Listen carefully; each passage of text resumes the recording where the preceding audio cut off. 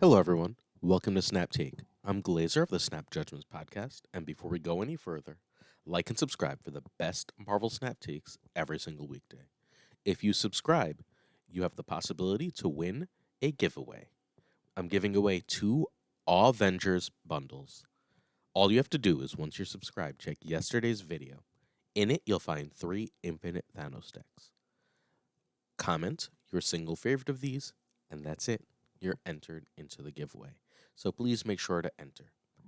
In addition, later this week, if you're still looking for Hitmonkey, there will be a Season Pass Hitmonkey giveaway. So check it out. All right, there's a new card this week. It's Snowguard. Snowguard releases today. The card is a 1/2, a nice cheap card. While in your hand, this transforms each turn into a hawk or a bear. What the heck are a hawk or a bear? Well, we can scroll down to find out. We scroll, right here. The bear is 1/2. On reveal, trigger the effect of this location. That will affect both players, which means that if you're doing the +2 to all the cards in your hand, for example, both players are going to get it. Useful, but not the real draw. The real draw is 1/2 on reveal, ignore all location abilities next turn. Both players just get to ignore any location ability. They can play into places, they can do whatever they want.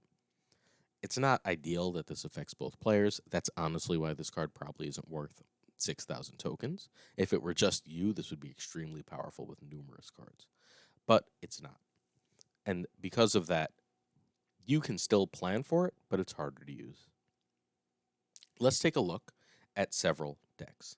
So this is the spiciest take I saw. Galactus in the Snow. I think Snowguard fits really well into a Galactus deck. Shade is one of the best deck builders around, and she's using Snowguard as a way to get Galactus into locations that he couldn't otherwise play in. If you have, for example, a Death's Domain, you can ignore that for a turn, drop Galactus into there, and then you're just set. Assuming you have Wolverine, and you should probably run Nimrod in this on the board, you've basically won that location, unless they're extremely lucky and able to control it enough to take it. Very, very useful, really powerful way to use Snowguard. Most other people who are using this card are using her in bounce decks. The idea being that she alternates every turn that she's in your hand between the bird and the bear, and this way you get the ability for both, and if you're using Beast to bounce it, that's free. It's a very nice way to use it. It's very powerful. It's not how I want to use it. How I want to use it is with Quake. This is what you're here for. Keen Koala over on the Snap.fan Discord. Keen Koala is one of our listeners, viewers, and he hangs out in our corner of the Discord. If you join the Snap.fan Discord, and we'll include a link in the comments today, if you join the Snap.fan Discord, you can scroll on down and find a Snap Judgments corner. There, you will find various players, various content creators, hanging out, talking about the game basically every day.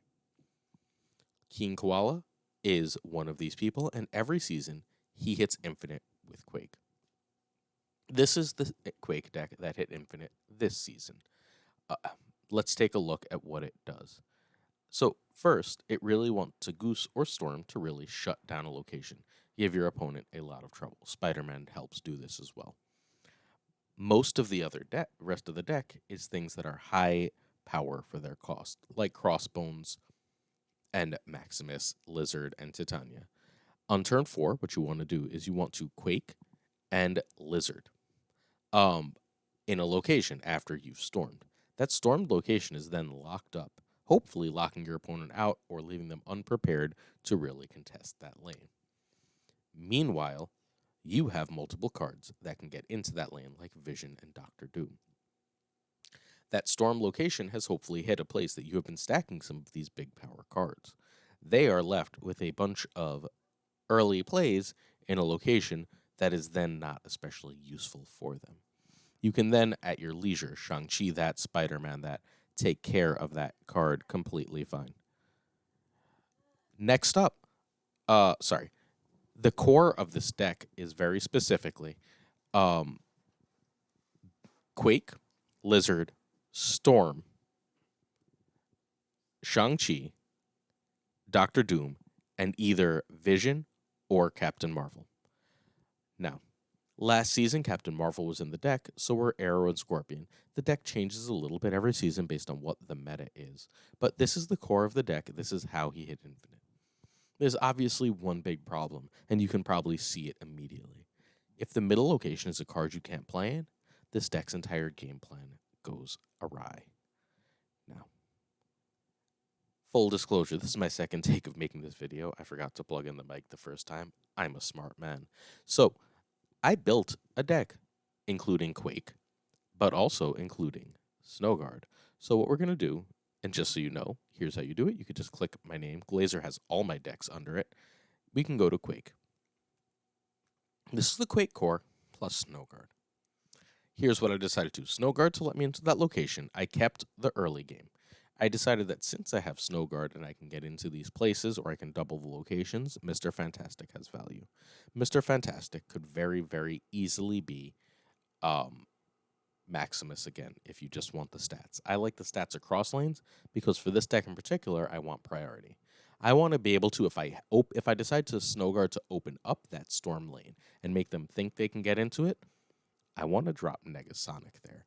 I want to be able to drop Negasonic and make their lives extremely difficult. We've also got Polaris. I like Polaris a little bit more than Maximus in this deck. I like the ability to move things around. Maximus obviously has the +2 power, which is really good. I kept the Spider-Man package because Spider-Maning on 5, if you've locked a location with Storm, is often just good game. And then I went back to Captain Marvel and Doom. If I'm Spider-Maning on 5, Vision has less value than Captain Marvel, right? Because I'm Spider-Man on 5, I don't have time. Then I play Vision on 6. I don't have time to move Vision. Captain Marvel takes care of that herself because she moves herself. She also won't trigger that Negasonic, although neither would Vision. This is what I would do with the Quake core. And again, remember, the earlier version of this hit Infinite. This is not some unproven, what do I do with it deck. This is something that can regularly hit Infinite with a card that everyone thinks is completely terrible. We're going to look at some more cards later this week that many people think are completely terrible. But this combines a new card that's extremely cool, that is unprecedented in the game, with a card that everyone thinks is bad in a way that opponents will not be ready for. Finally, I decided to try one more thing with Snowguard and Quake. I think the Quake Storm package works really well with Negasonic or really well with Captain Marvel, and I threw away a decent chunk of the core. What I want to do here is I want to have Snowguard as an option to get my Quake in or double a location I want to. Snowguard is just an extra tool here. I want to play the same Quake early game here with Storm that I was before. But after that, what I want to be able to do is end with a Surfer turn or a Captain Marvel turn. By ending with these extremely powerful turns, I'm adding a lot of power to the board in places my opponents cannot be ready for. I'm able to take away their power, add power, move power around where opponents can't handle it.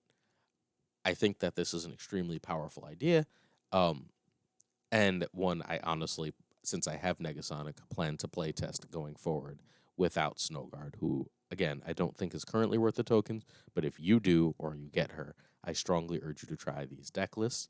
They can all be found down in the description of this video. Thank you so much for watching. Thank you to the always amazing King Koala for his amazing Quake decks. And please don't forget to subscribe, check out yesterday's video to enter the contest for Awe Avengers. Thanks for watching. See you tomorrow for another Snap Take.